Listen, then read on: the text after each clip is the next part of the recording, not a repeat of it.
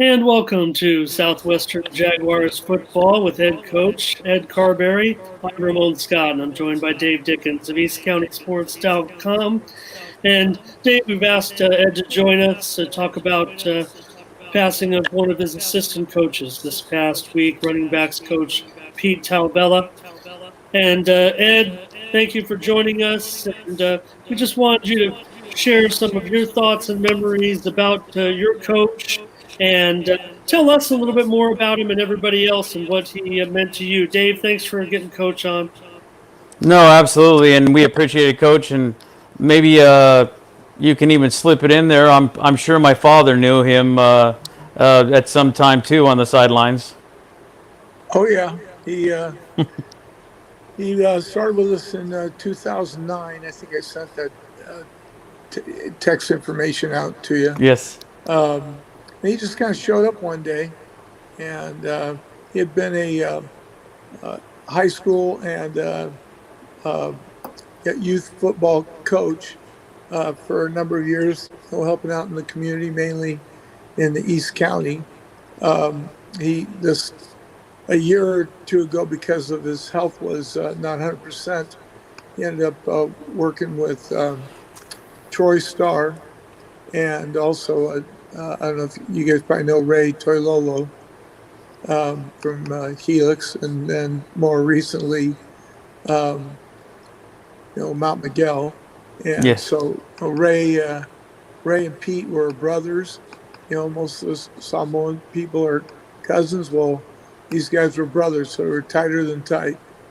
And everybody kind of rallied around Pete, and Pete made a full comeback. As I think it was telling Ramon that he had dialysis, kidney problems, and so he had to bear with that. But he was always upbeat. He never could have really just gone in there and go, woe is me, and I'm not. I have problems, and everybody's got problems, and he shared them. He tried to inspire others. A great picture of him up there on the screen right now. That was him. Everybody. He didn't just affect football. He's coming in for practice or some event or what have you, and he's stopping off and talking to all the ladies that work up front. He's got our former dean, Terry Davis. He did a lot with Terry, and Terry was here. Terry ran a Japanese, what's the right way to put it? It's a group of Japanese who would come to San Diego, and they were, helicoptered in. They did a lot of the medical stuff, just like somebody who would work or assist in a surgery kind of thing. Terry did that, and so he got Pete to come out and be his buddy on that. And so Pete had to put together a full game of flag football with Japanese students who had never seen or heard anything. Plus, neither one of them, neither Pete nor the guys from Japan could speak their own language. So it was an adventure for sure. Pete would be trying to get like 20 of our players together to go play in the game and referee and stuff. So it was pretty funny, and he got him down to the the helicopter, and so it was a ton of fun for sure. So he was not only was he a running backs coach. Sounds to me like he was your public relations specialist as well, on and off the field. Oh, absolutely. If I had every year we would say, okay, we sit down and we grade all the players that are in, the county, and we give Pete the top 5 guys. So these are the 5 best players in the county. That's who you go get. And so he would be out there hunting them down, trying his best to bring them all in. And for the most part, he was pretty good at it.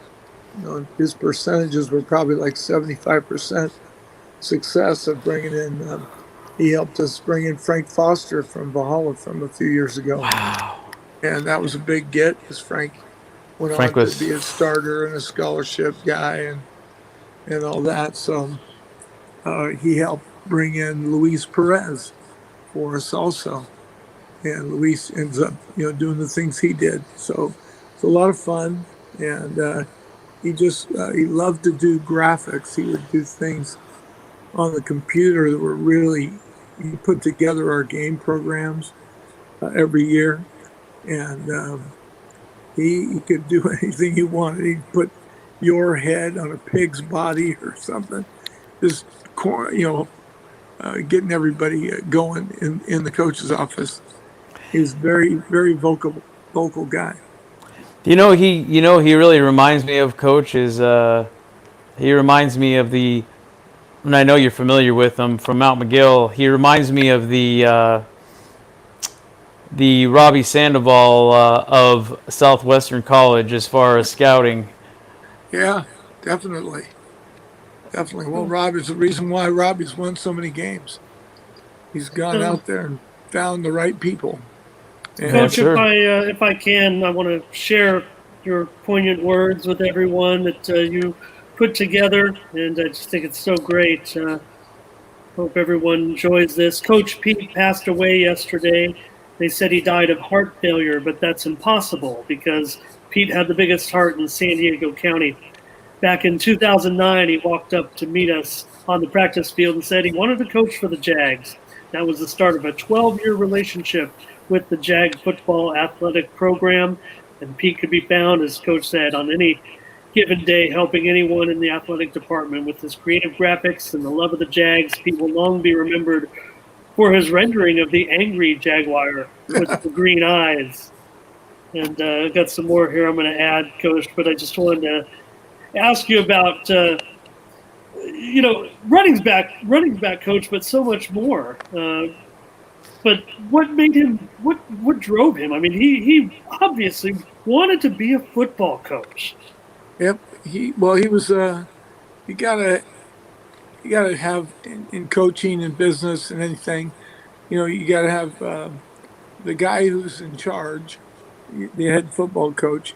He's got to have people that around him that will tell him the right thing at the right time.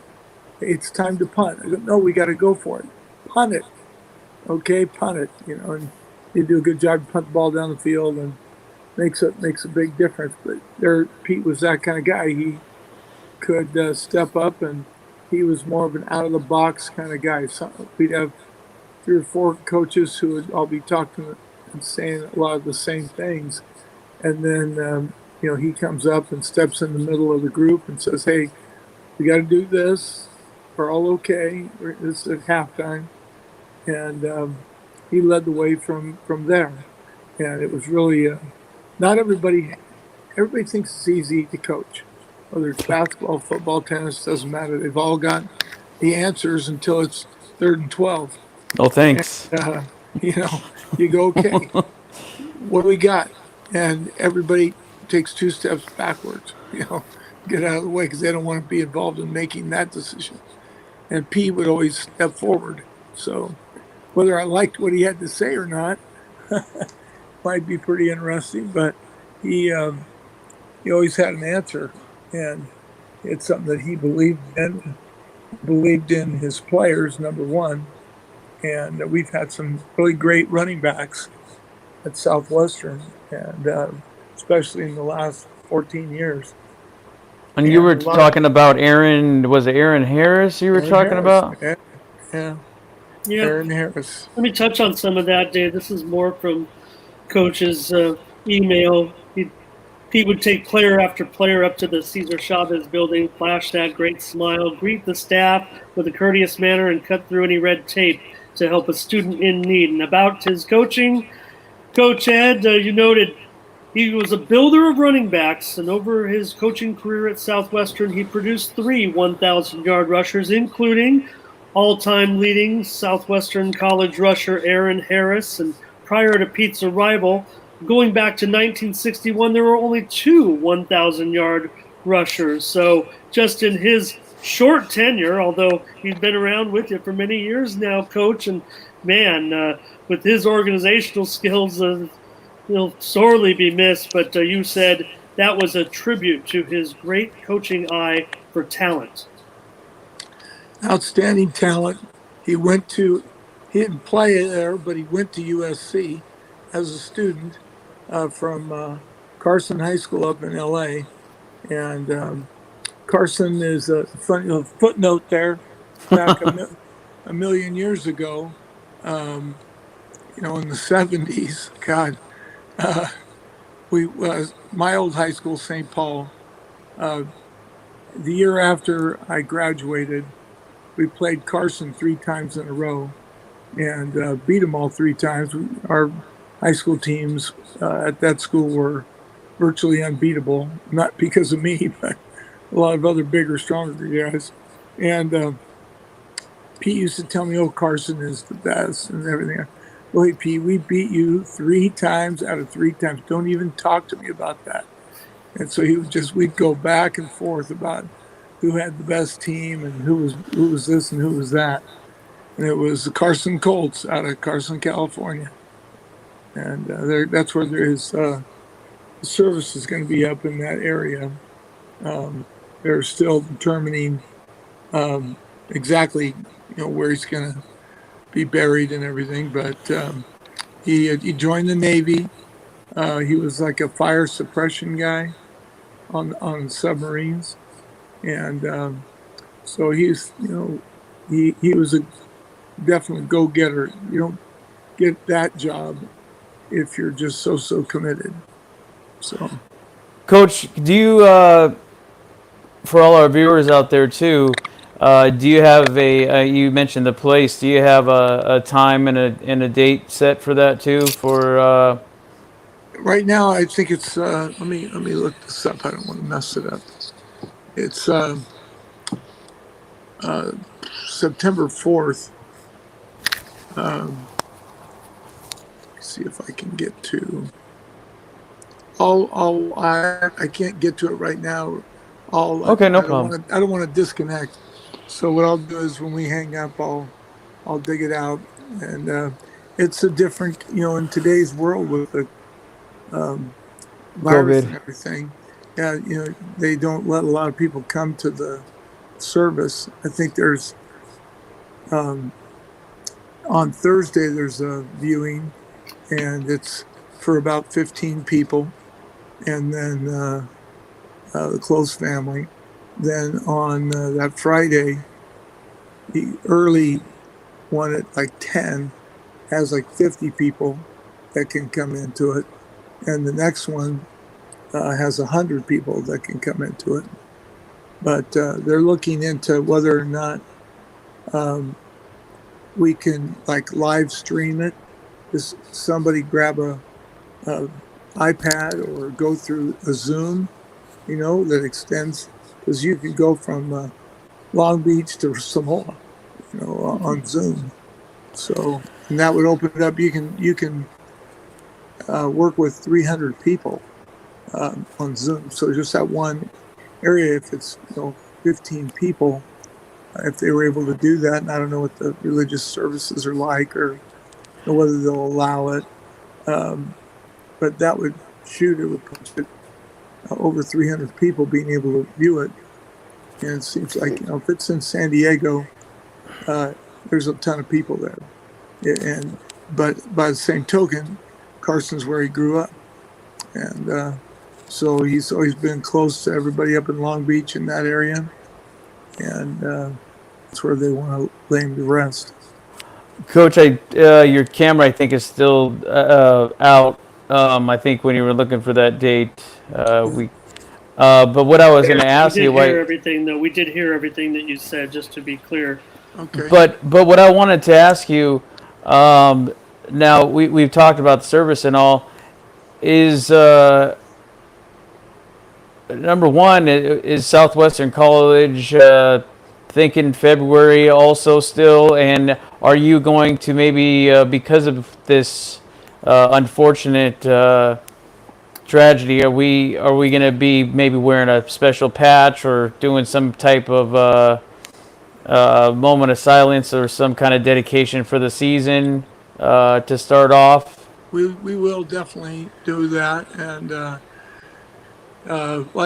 we had our department meeting at school yesterday, and our dean, Jim Spillers, he had a moment of silence from everybody. It was like 80 people all online in this.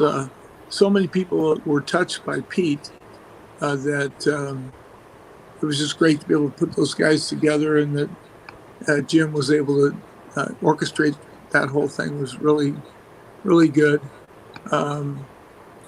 Yep, those are some really good points by Jim for sure. There's another question and I missed it. So what was the other one you were asking? Oh, I was just asking, Coach, if you guys planned on maybe a patch of some sort, We'll or definitely get something for the helmet. And I'd put those Jaguar eyes yeah, right there for sure. That would be pretty good, wouldn't it? We'll do that. with We'll the big do that. with the big P in it or something. I don't know. You Yeah, know? yeah. Coach, He was a character. like so we know what you look like, and you're looking great. We're looking great these days, and we'll just keep sharing a few more minutes with you. I do have a few more things to say, and I want to ask you a little bit about football, even though we're in the and getting towards the middle of the end of the pandemic, somewhere in there. But you said Coach Pete was a fixture in the San Diego community, worked with Gridiron Ministries, and anybody probably in this area that really follows football knows about Gridiron Ministries, the Christian outreach program. The Gridiron Ministries would feed the players pizza or chicken on Tuesday nights, and Pete would be there out in front feeding the players. And you said, we lost a great friend. We lost Coach Pete Tauvela, the man with the biggest heart in San Diego County. Coach, your friend is what he was. Yeah, he was a great friend. It's funny, I was going to text the coaches this evening about something, totally unrelated. Had they gotten their guy enrolled in school yet, the guy they were focused on.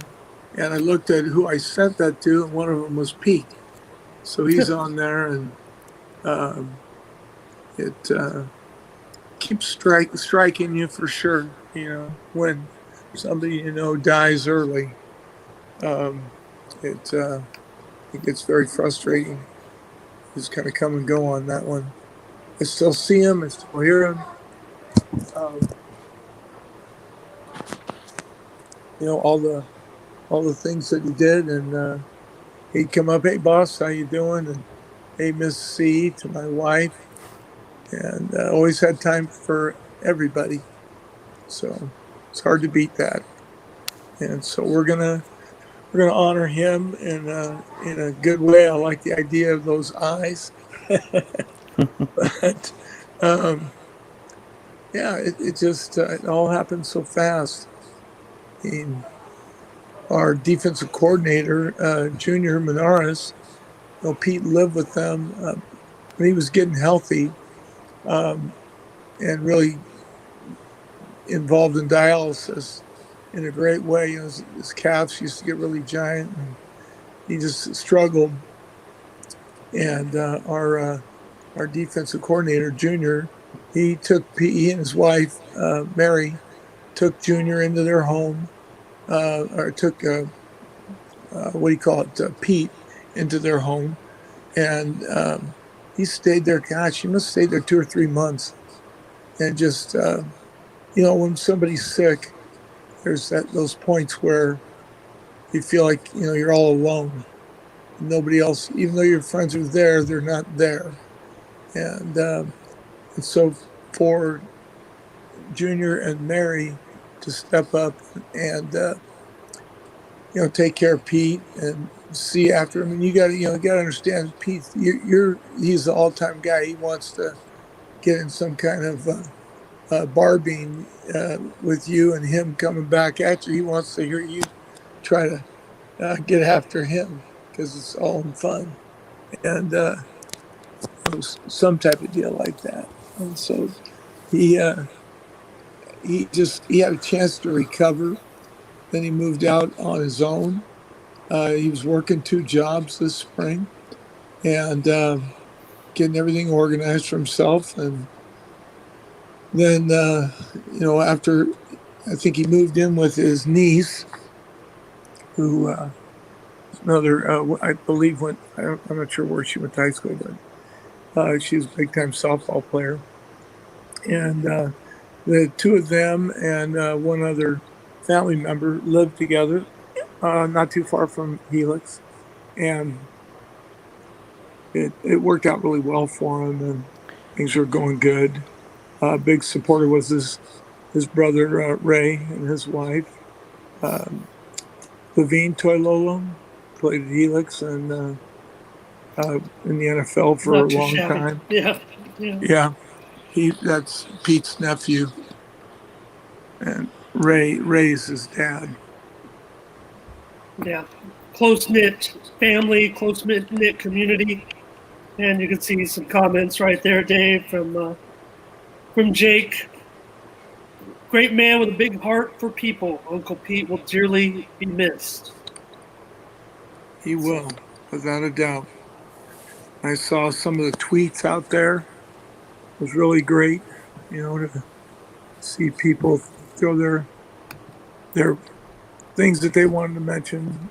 That's one of the good things about the whole internet deal. You don't always have that opportunity, and by having the internet and what's out there for you, can really touch people's lives with that. It'll take a long time.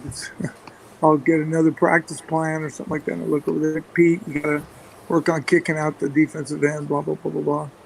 And then Pete's not going to be out there. He's going to be somewhere where all is right in the world, because all the things that he did to help people and to help kids primarily, it's really what he was all about, is staying strong with kids. And kids can tell when there's a fake guy who's saying one thing on one side, not being a Pete. He'd pick them up, drive them to school. You can't get here for registration. Let's go. Get in my car. I'll take you over there. And then he'd take them back home afterwards. So you just don't find many people. It's kind of like a dinosaur. Somebody that set a higher standard and lived to that standard. Dave, you see some of the comments there from Twitter from Coach Sanchez talking about spending many years coaching with Pete and helping kids get scholarships and making a difference. And Yep. you talk about the struggles in life, how to get by, and you still want to, basically, serve you, Coach. I mean, just wanted to be part of the experience and give kids the experience, and his contribution to the program, it's helped make it what it is right now. Your current status in this whole situation is a big credit to Coach's contribution. Absolutely. What are you going to do? Well, I don't know. Everybody's going to have to step up. Oh, yeah. We can make it filling a hole like this. Yeah, you lose somebody like Pete, you've lost 3 guys. You've lost, obviously a running back coach. I've lost a confidant. I could go up and ask him, hey, what do you think about this? And him being kind of my age, a little younger than me. I'm 66. And you look for that guy who you can talk to and ask questions of, as your coach yourself. And so we'll miss him terribly, not just for that, but the things that he brought to the program as a coach and as a friend and uncle. And hey, he'd take kids, hey, let's go get a hamburger or something. Just always there, trying to help. And if he knew you had problems, he was going to be there to help solve them. He wasn't going to whine about it. And that's just another way you look at him. He's just a constant for the program. And just as a close friend, great friend, we'll miss him terribly.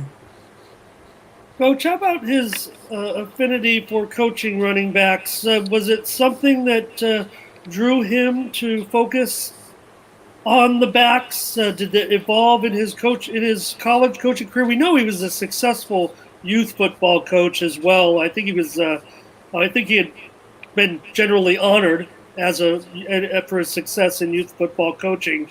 Yeah. But what was it about him being able to groom running backs? Was it something you assigned to him and that came about, or was he said, "Hey," as he got his feet wet, said, "I'm a running backs coach," or how did that come about? I think your last comment is probably the most accurate for him.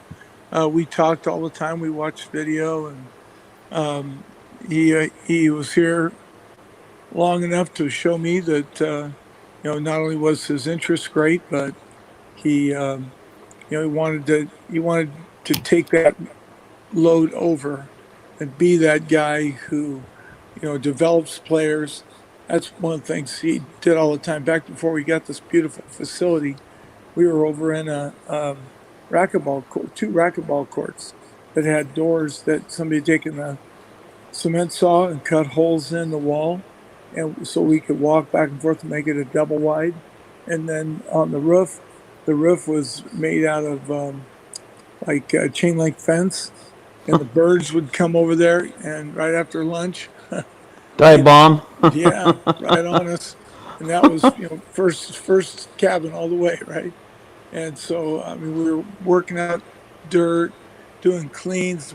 The weights are hitting the ground inside that cement, and it's just your ears are ringing by the time you get done.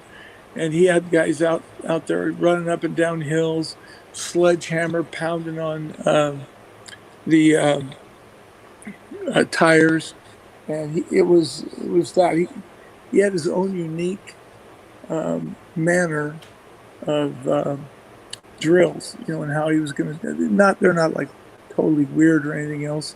They're just he had what he thought worked well, and crawling, running up a 45-degree hill next to the practice field. Just a lot of different things that ended up making those backs functional. We had more backs than that too. Some years we didn't have 1,000-yard rusher. We probably had 3 guys that rushed for over 1,000 yards combined, and so he was able to keep track on who was going in and out of the game, and how they were playing, whether they were getting the job done or not.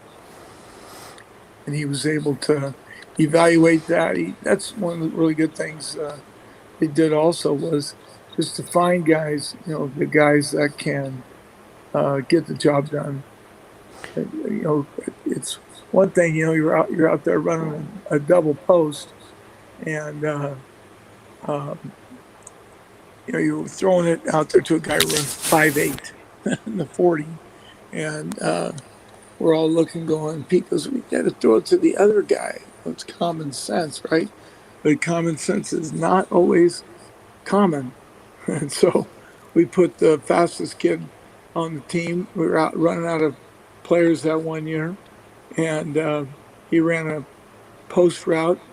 The quarterback just ducked and chucked it and threw about a 50-yard touchdown pass.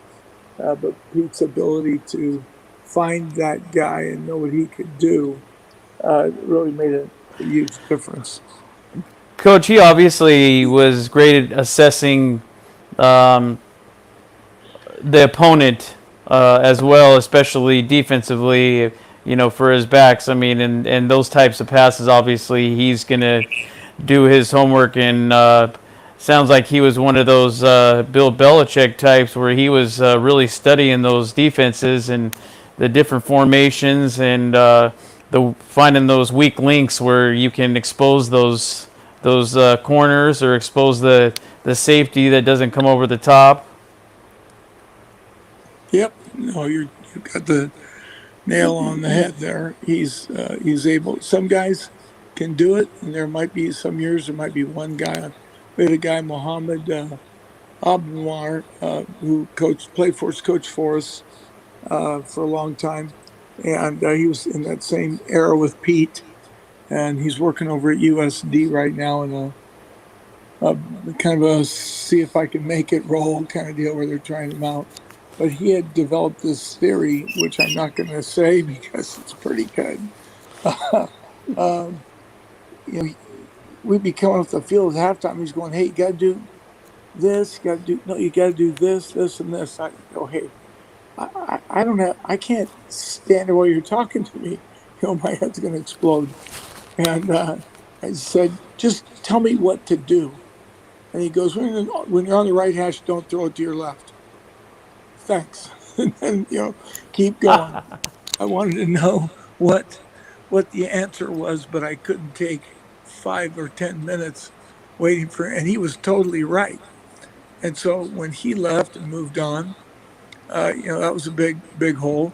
And Pete kind of filled that void of being a out of the box kind of guy. Everybody's saying the same thing, and he sees it just a little bit differently, and that makes a huge difference. And that in itself. Like we've had Tony Jackson, who was the coach at Lincoln for years.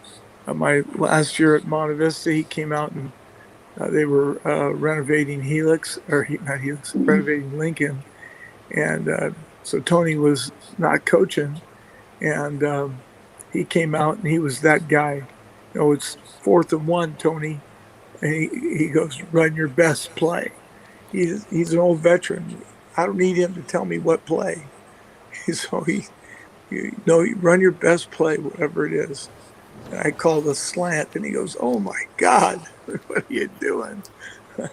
I go, "Oh, well," and we ended up getting the first down. But same thing with a guy named Paul Lopez, who coached with us for years at Monte Vista and went on to be the head coach at Poway and up at Beaumont, up in the high desert. And he was a guy who just kind of looked. He knew what I was thinking, and was a guy that could present it and go, "Okay, I do this." I go, "No, we can't do this." Okay, and that's where Pete. Those guys are gone, and Pete was that guy, and he could come up to me on the sideline and say, "Hey, what are we doing here? What are we thinking? We're off track." It's so easy to, as a play caller, to sometimes just kind of get out of what you should be doing. Was he, Coach? Was he partially responsible for the infamous play call that I've heard over the last couple years, the Rambo play? No, that's our O-line coach. Oh, okay. Is the Rambo man. He puts that one in there. But Pete gets to pick who the tailback is. Ah. Because we put, I texted with a guy, Thomas Totogi. I don't know if you know Thomas. Thomas played at Chula Vista High, and he didn't have a scholarship out of high school, so he came to Southwestern and led all of Southern California in tackles, and had a full ride offer to USC, Washington, Arizona State, and he ended up after one semester going to Washington. But the guy was a good running back in high school, but he was a great linebacker, and he went out there, and I want to say he scored 10 or 12 touchdowns in Rambo. And we would Wow. take our starting running back out of the game, put our starting middle linebacker in at tailback, and give him the ball. Now he was being led by, as Thomas Totogi. Thomas probably weighed about 230, 240. Then he had 250-pound running backs leading the way. Berkeley Lutu was one of them, and I'm going to brain fade right now. And the other one, he was our linebacker. He was a phenomenal. God, he would go in there and hit people, and the two of those guys would knock everybody. It was like bowling for dollars, and it was a first down. Ramon, I tell you what, if you had to be there, as many Southwestern games I saw at home and on the road that I was able to make it. It's definitely one of the plays that when I heard it, I said, "Oh boy, they better be on their toes on that defense, and they better get some guys out there right now because That's right. otherwise it's going to be bad news." Well, we And take the best 11 players, and we, took that philosophy from Herb Meyer at El Camino. Herb was like 98% complete. That play is it's not when you think of short yardage, there's short yardage, but there's also in the Rambo world, there's 1 yard, and that offense is designed to get 1 yard. And if it's short yardage and it's 3 yards, then you have your regular crew in there, and you don't go to that weapon until there's 1 yard. Dave Lay too chimed in a lot, but I heard Meyer speak at the Nike clinic one year, and I came. He was talking about Rambo, and when I moved from Monte Vista to San Jacinto, I looked at we needed something different, and so I called up Herb, and he and I met in the PE locker room. And it was him, a whiteboard, and me, and we spent about an hour in there as he talked about the fine points of running Rambo. And so there was at one point in time, I want to say over a 10-year period on 3rd and 1, we were something like 96 or 97% successful, whether it was 3rd and 1 on the 20-yard line or it was 3rd and 1 on the goal line. If it said 1, we're making a statement. We're saying, hey, our players are better than yours. We're stronger, we're meaner, we're everything, and we're going to come out here, we're going to knock you out of the way. Because everybody knows the play. They just, like Fullerton, I think we ran for 2 touchdowns against Fullerton last year on it. yep. They knew where we were, we knew where we were, and they lined up, and we just got off on the ball and it was just a big clog of bodies surging forward. And we got the first and one. We got 2 touchdowns, and it's all about Rambo. Rambo always comes through. So Fun to watch. I tell you, I got to see it. I got to say at least 10 times, and every time I heard it, I said, and then when you got Fullerton twice, I said, wow, you got you 2 times. You got to work on that.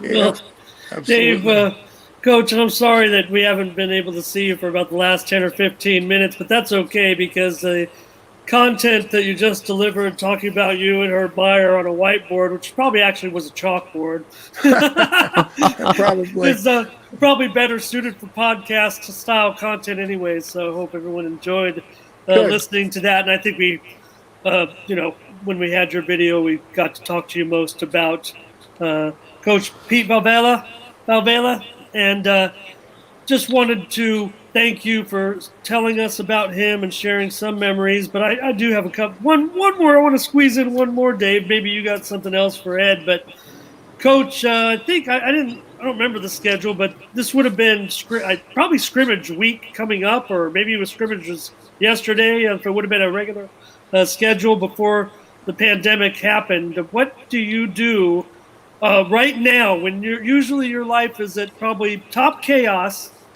What do you do right now? What does Coach Carberry do?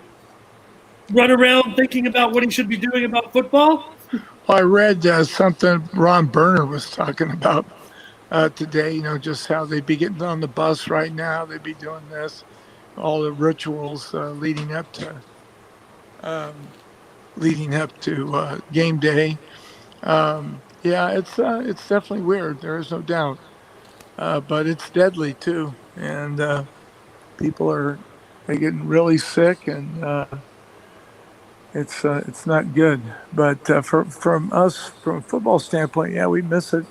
We've already have our scrimmage and gone and focusing in on game one, Grossmont.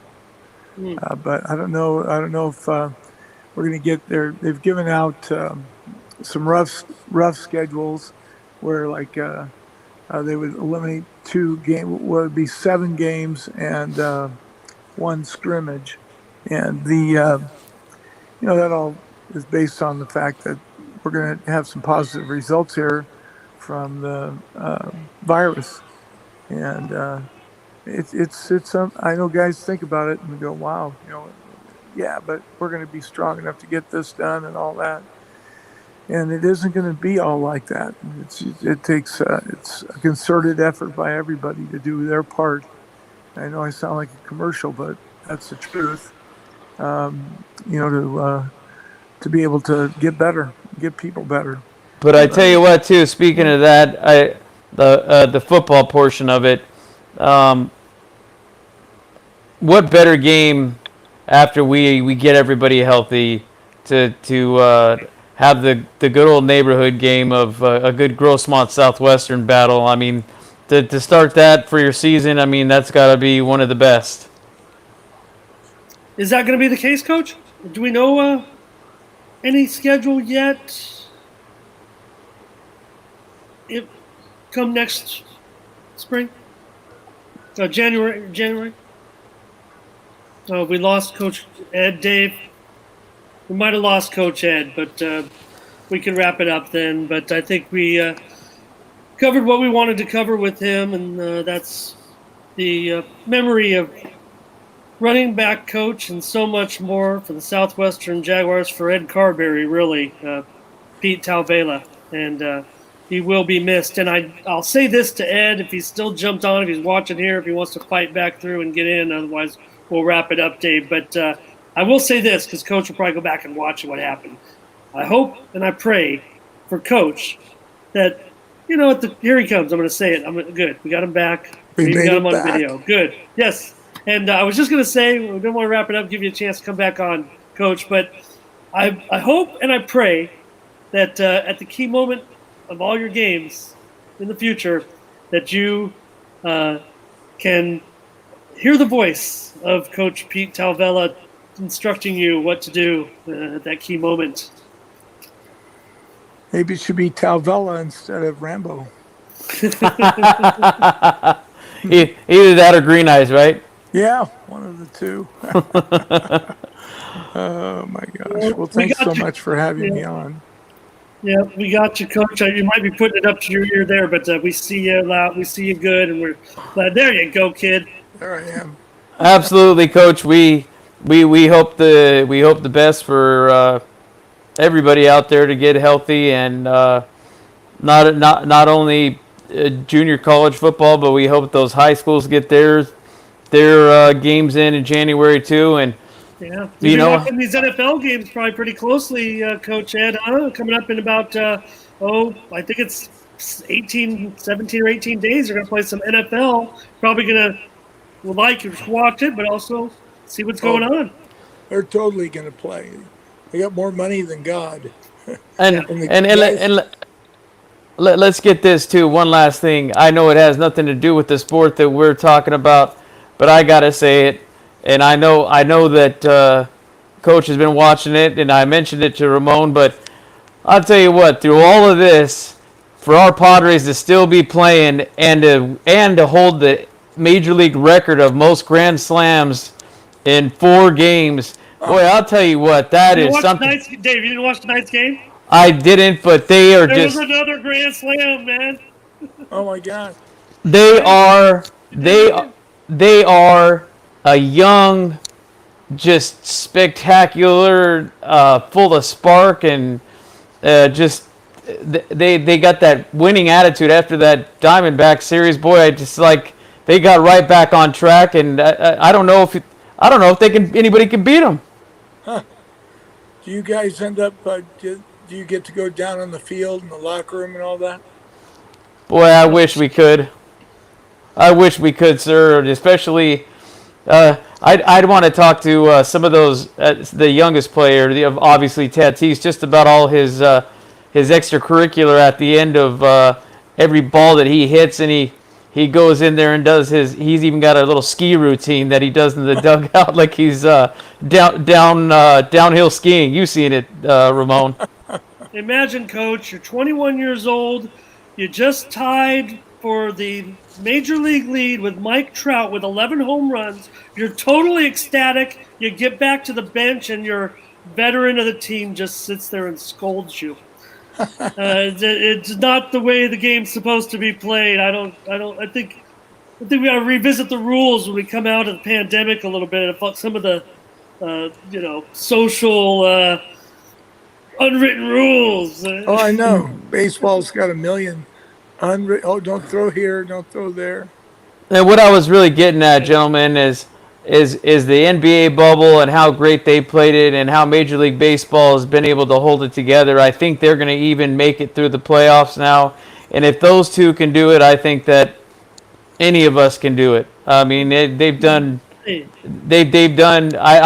I was a little worried there with the Marlins and the Cardinals there for a while, but people came out of it, and our West Coast teams have been great. The Dodgers, the Padres, the D-backs have been healthy as horses. Look, we're all very lucky. We're crossing our fingers right now. I mean, things. Look, anybody who casually even follows the news, it's been pretty good. 7 or 10 days. Got the announcement of 27 smaller private schools opening. So that's just part of the process, and we're just gonna have to keep going and keep fighting and keep forcing those numbers down. And again, we're so sad, and it's just terrible what's happening, but we're just also trying to make sure we don't overwhelm the public health system. And maybe we're out of that window here very, very shortly, and I think in the next few weeks we're going to start to go back indoors a little bit and do dining indoors and stuff like that, and we'll keep those masks on. Keep those masks on. My prediction will be this, Coach, for the NFL. I think you'll see at the very beginning somewhat has happened in some of these other sports. Might be 1 or 2 games canceled because a few people got it. You got to take a week off. They'll squeeze the game in somewhere else. They might have to play, 3 games in 14 or 15 days or something like that. They'll play their full schedule, and it'll gradually get better, because that's what's happening. It looks like we're gradually getting better. Still, there's things going on in different places, but just crossing our fingers. And you wonder about Coach Pete, what stresses happen to all of us that make I haven't felt as great, and Coach, you were not feeling great. So this is stressing people out, and things happen when you get stressed out. And you just wonder if we were playing football at the right time and all this didn't happen. We know Pete's heart gave out on him, but you just wonder what motivates people's spirit and their drive when they can't do what they want to do in life. So we can live sports, and hopefully we get back on track very, very soon. Coach Ed, get back on that field. Get back here to Jaguars Stadium. There we go. DeVore Stadium. Ready to go. All right. All right, guys. Thanks a lot. Dave, thanks a lot. Coach Ed. For Coach Ed Carberry and Dave Dickens, I'm Ramon Scott. Thanks for joining us. All right. Good night.